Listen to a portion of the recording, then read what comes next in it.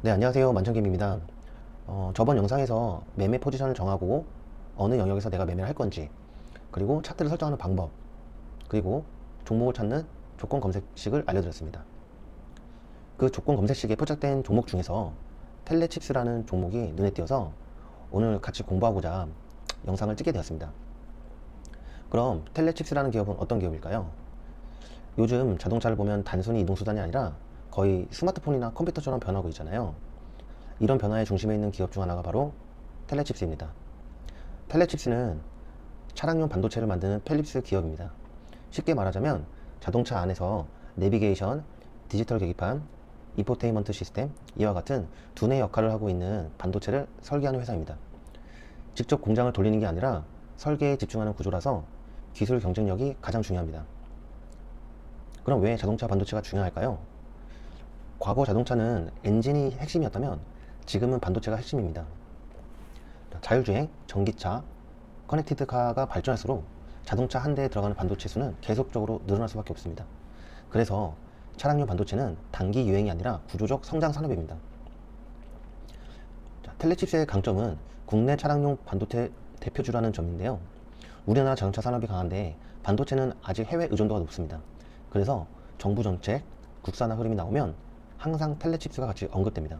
즉, 자동차 산업 성장, 전장 자율주행 확대, 비메모리 국산화 이 세 가지 흐름에 동시에 걸려있는 종목입니다. 다만 단점도 분명합니다. 아직 실적이 아주 안정적이라고 보긴 어렵고요. 수주 타이밍에 따라 실적 변동성이 있습니다. 그래서 단기간에 급등하는 테마주처럼 접근하면 실망할 수가 있고요. 시간을 두고 보는 종목이 되겠습니다. 단기적으로는 반도체 테마나 수급이 들어올 때 기술적 반등은 가능하지만 단타형 종목은 아니라고 생각합니다. 하지만 장기적으로 보면 자동차, 반도체라는 아주 강한 산업축 위에 올라가 있는 기업이기 때문에 한 번에 투자하는 것보다 분할로 천천히 모아가는 전략이 맞다고 생각합니다. 네, 그럼 차트를 한번 보겠습니다. 제가 저번 영상에서 말씀드렸던 것이 저는 항상 이런 자리에서 진입을 합니다 라고 말씀드렸거든요. 그걸 다시 말씀을 드리자면 주가가 이렇게 움직인다고 했을 때 저는 항상 이런 자리에서 매수를 한다고 말씀드렸습니다. 그걸 검색식에 넣어서 포착을 한 건데요. 그 검색식 수식어가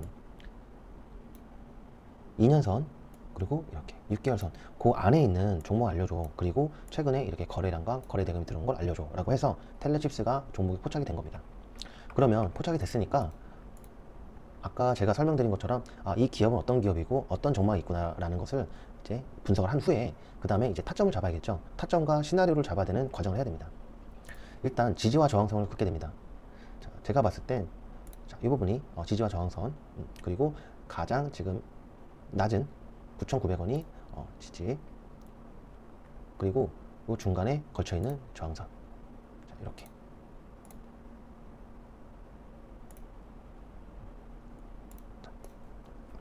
저는 지지와 저항을 이런 식으로 하나하나씩 체크해 가면서 보고 있습니다.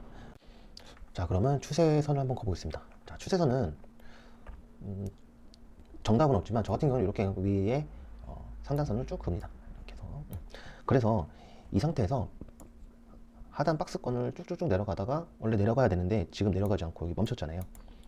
이 부분에 의미 있다고 생각을 하고요. 그리고 이 추세선을 돌파를 했습니다. 그러면 적어도 횡보를 하겠구나 이렇게 보는 거고요.